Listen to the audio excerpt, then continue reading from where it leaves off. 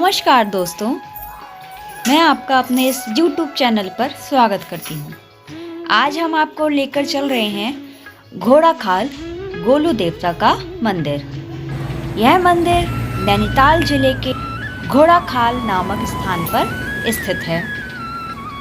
घोड़ाखाल का शाब्दिक अर्थ होता है घोड़ों के लिए पानी का एक तालाब। तो आइए हम चलते हैं गोलू देवता के मंदिर घोड़ाखाल में। कहा जाता है कि गोलू देवता की उत्पत्ति कत्यु वंश के राजा झालाराय से हुई थी, जिनकी तत्काल में राजधानी धूमकोट चंपावत थी। राजा झालाराय की 7 रानियां होने पर भी वह निसंतान थे। तथा संतान प्राप्ति की आशा में राजा ने काशी के सिद्ध बाबा से भैरव यज्ञ करवाया और स्वप्न में गौर भैरव ने उन्हें दर्शन दिए और कहा, राजन, अब आपको 8वीं शादी करनी चाहिए। मैं उसी स्त्री के गर्भ से जन्म लूँगा। अतः राजा ने कलिंका के साथ 8वां विवाह रचाया और रानी जल्द ही गर्भवती हो गईं। यह सब देखकर 7 रानियां अति व्याकुल हो गईं और उन्होंने कलिंका के विरुद्ध एक षड्यंत्र रचाया। उन्होंने कलिंका के प्रसव के दौरान बालक के स्थान पर एक खून से लथपथ सिलबट्टा रख दिया और कलिंका से कहा कि तुमने किसी बालक को नहीं अथवा इस सिलबट्टे को जन्म दिया है, और बालक को छुपाकर गौशाला में फेंक दिया।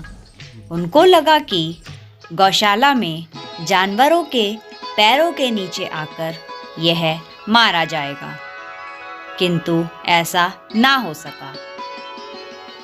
अत्यधिक प्रयास करने के बाद भी बालक को कुछ नहीं हुआ। अतः सारी रानियों ने बालक को संदूक में डालकर काली नदी पर फेंक दिया। संदूक तैरता हुआ गौरी घाट में आ पहुंचा। वहां भाना नामक मछुआरे के जाल में फंस गया। मछुआरे का कोई बच्चा नहीं था, अतः मछुआरे ने उस बालक को अपने पास रख लिया।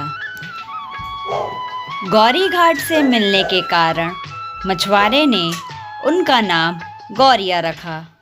अतः बच्चा बड़ा होने लगा तो वह उस मछुआरे से घोड़े की जिद करने लगा, लेकिन मछुआरे के पास घोड़ा खरीदने के लिए पैसे नहीं थे। अतः उसने एक काठ का घोड़ा उसे लाकर दे दिया। एक दिन बालक उसी घोड़े पर बैठकर धामाकोट नामक स्थान पर पहुंचता है, जहां 7 रानियां राजघाट से पानी भर रही थीं और बच्चा रानियों के मुंह से मां कालिंका के लिए रची गई साजिश सुन लेता है। वह रानियों के पास जाता है और कहता है कि उसका घोड़ा पानी पिएगा, उसके बाद आप पानी भरेंगे। यह सुनकर रानियां हंस पड़ती हैं और बोलती हैं, मूर्ख, कहीं लकड़ी का घोड़ा भी पानी पीता है? उसके बाद बच्चा बोलता है, जब महिला के गर्भ से सिलबट्टा पैदा हो सकता है तो लकड़ी का घोड़ा पानी भी पी सकता है। यह सुनकर रानियां घबरा गई और उस बालक की शिकायत राजा से करी। राजा ने बालक को अपने दरबार में बुलाया। वहाँ बालक ने उन्हें सारी कथा बताई तो राजा ने उन रानियों को कारागार में डाल दिया। अतः राजा बोला कि मैं यह कैसे मान लूं कि तुम मेरे पुत्र हो? बालक ने कहा, यदि मैं माता कलिंका का पुत्र हूँ तो इसी क्षण मेरे माता के वक्ष से दूध की धारा निकलकर मेरे मुंह में चली जाएगी। और ऐसा ही हुआ। राजा ने बच्चे को गले लगाया और उसे सारा राजपाट सौंप दिया।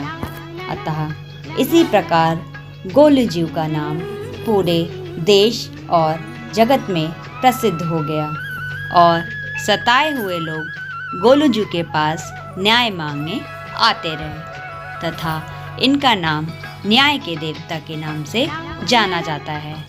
और यहाँ लोग न्याय के लिए चिट्ठी लिखकर भी गोलू देवता से न्याय की गुहार लगाते हैं और गोलजू महाराज उनको न्याय अवश्य दिलाते हैं। न्याय मिलने पर भक्त यहाँ आकर यह घंटियाँ चढ़ाते हैं।